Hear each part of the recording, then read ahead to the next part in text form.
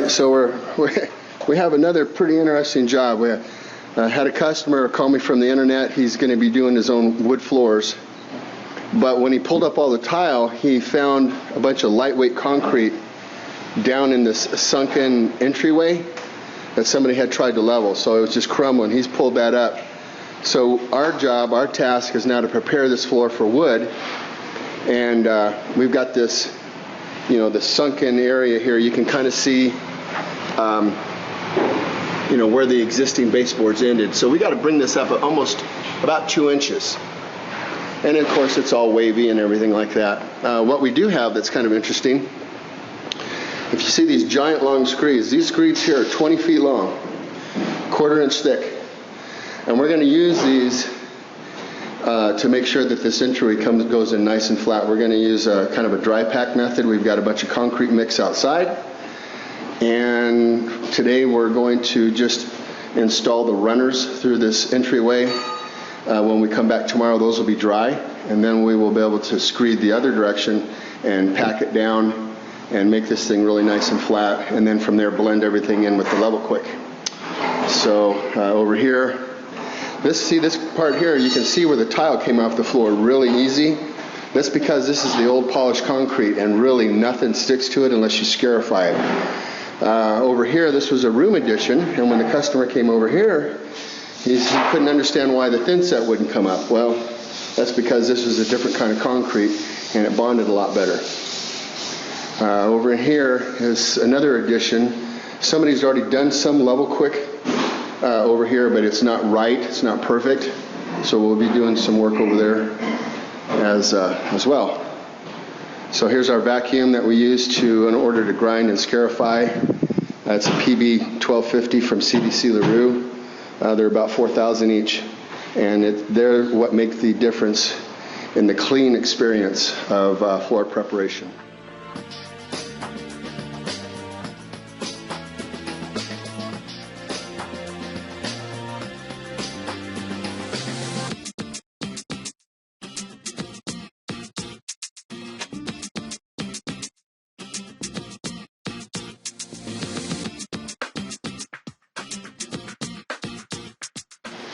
All right, so we're at our stage of the game now where we've set up some of our screeds.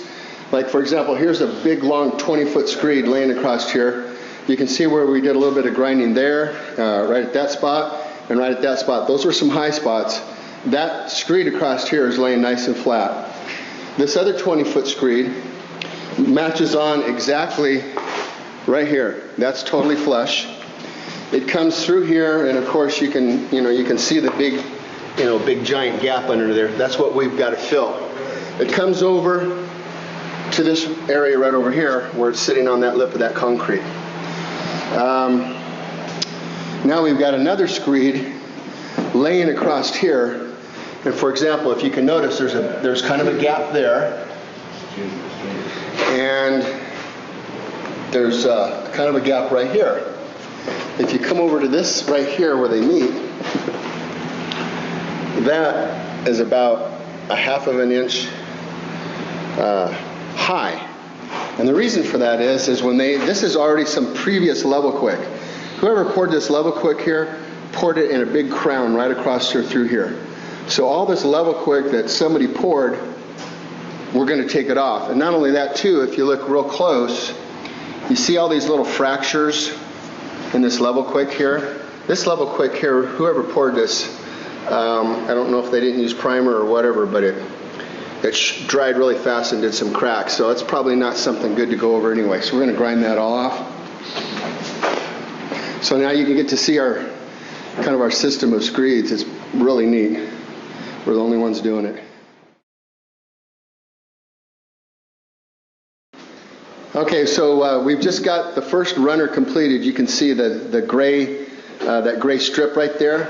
That's actually a concrete mix that we mixed up into a form of dry pack. First, we put a little bit of a coating of thin set down there. Here's the thin set we did. The thin set is to make the dry pack bond to the concrete. And so with the big long screed, we were able to make this all even all the way along there. So just to give you some form of perspective, you can kind of see, I'll set that there. Here's my finger. So that's every bit of 2 inches right there. Basically, it's 2 inches all the way along through here. Once we get these runners made, tomorrow we'll come back and we'll set the screeds going, side to side, and then pull the stuff back in this direction, and it'll make this all really flat. Then we'll join this area that we're in now to that area over there. That's all got to get ground away.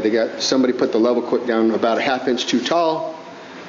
Bad. You don't want that on wood. You're looking for really super flat, or no more than 3/16 and 10 feet. Your eyes cannot discern 3/16 and 10 feet. It takes either lasers or screeds to put down on the floor for you to really determine if it's flat or not. But what we did, we take double 20-foot lengths. These are quarter-inch walled thick aluminum screeds. They're 20 foot long. We've attached them together to make it extra rigid, and that's what we use to build our screed platforms right here. Pretty cool, huh? I thought you might like it.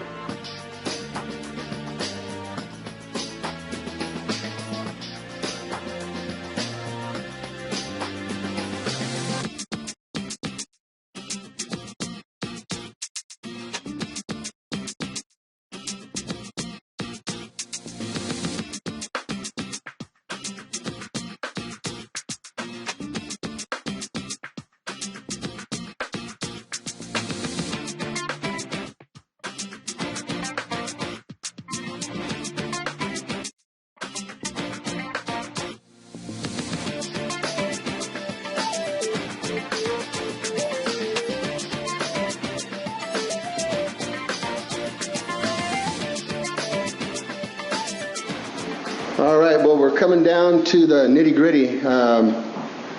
In a few minutes here, I'm going to start taking a few videos of the actual application of this.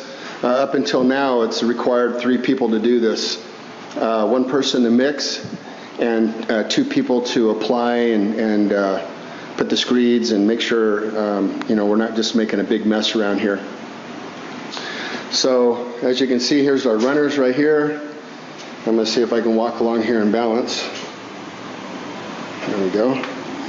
So we've already got back and through here pretty well. Probably in about 2 hours I'll be able to come across here with a trowel and just hard trowel it down a little bit better. We might even be able to get a little skim coat of Level Quick over the top of it today. We're going to try to have this all wrapped up tomorrow.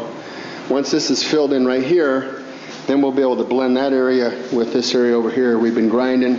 There was about a ½ inch too much Level Quick. Whoever was on this job before put Level Quick where they didn't need to put Level Quick. And we actually find that all the time. That's why it's not recommended that homeowners or do-it-yourselfers who have never worked with this stuff apply it. It's super expensive to buy.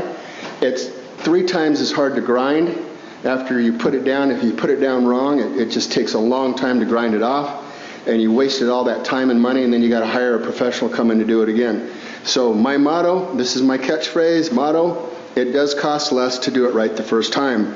Do not try to do this stuff yourself. If you're a homeowner, you will not be able to do it properly.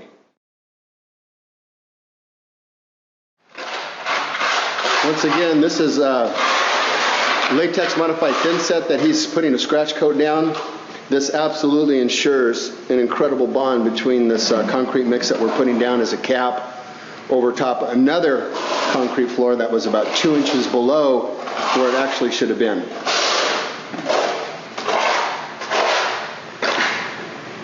If you can kind of notice how we do things to a point where we're building them, I would say, industrial rated. That's the only way that we do stuff.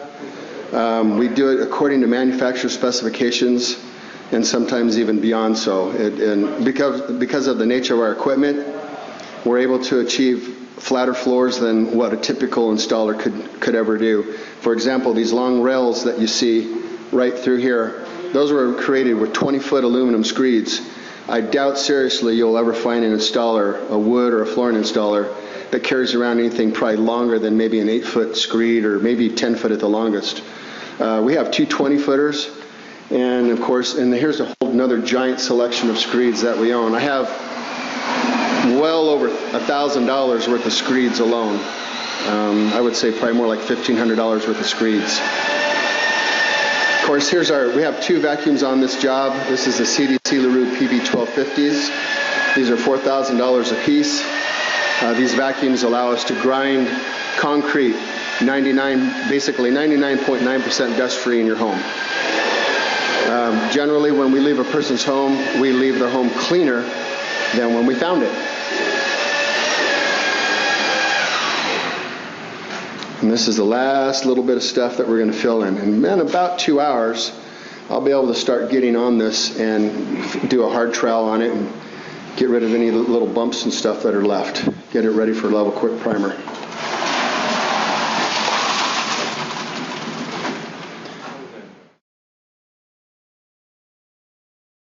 All right, so this is day 3. We've already come back this morning and we've run the 7-inch grinder over the top of this. It just gets rid of the little knots and the little pieces of stones that might have been sticking up.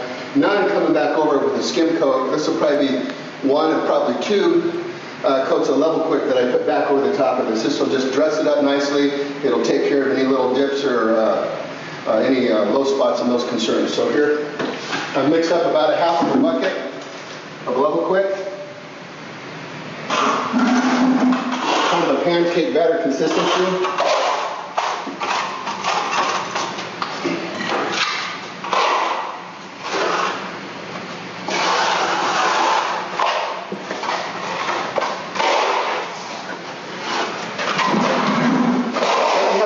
Super perfect right now because we are going to go back over it with the 7-inch grinder, but you can see that it just fills in everything kind of nicely, or at least it begins the process of filling it in nicely.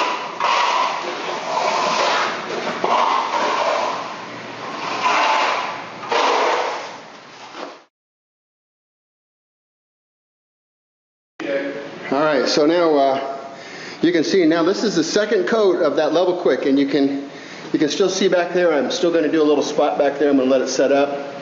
But you can see how now it's starting to all come together. It's starting to look really, really nice and flat, nice and toned, and well, toned. I guess in the world of concrete, I guess it's toned.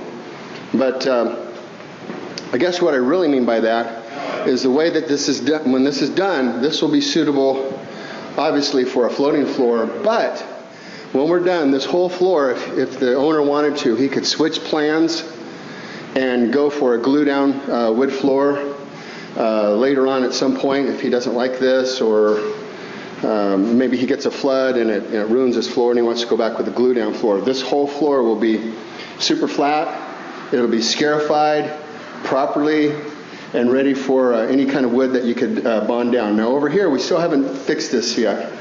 These are just, this had some white patch that we chiseled out of there and ground out of there. This all is basically low in here. This is going to get covered with leveler. So when we're all done, all these cracks and stuff will get all filled in. Now this is not the same as crack repair. Crack repair is if you were to come through with road wear hybrid urethane concrete mender. In this case, he doesn't really care if this re-cracks again. We're just looking for a flat and true surface in order to lay his floors over. If this is going to be decorative concrete, we would have fixed these cracks with road wear and bonded all these cracks back together, and then they could do micro topping over the top of it. And that would have been a lot of extra prep to do that, but some people who want decorative concrete, that is the process that you'd have to do. So it's really coming together now, or really nice.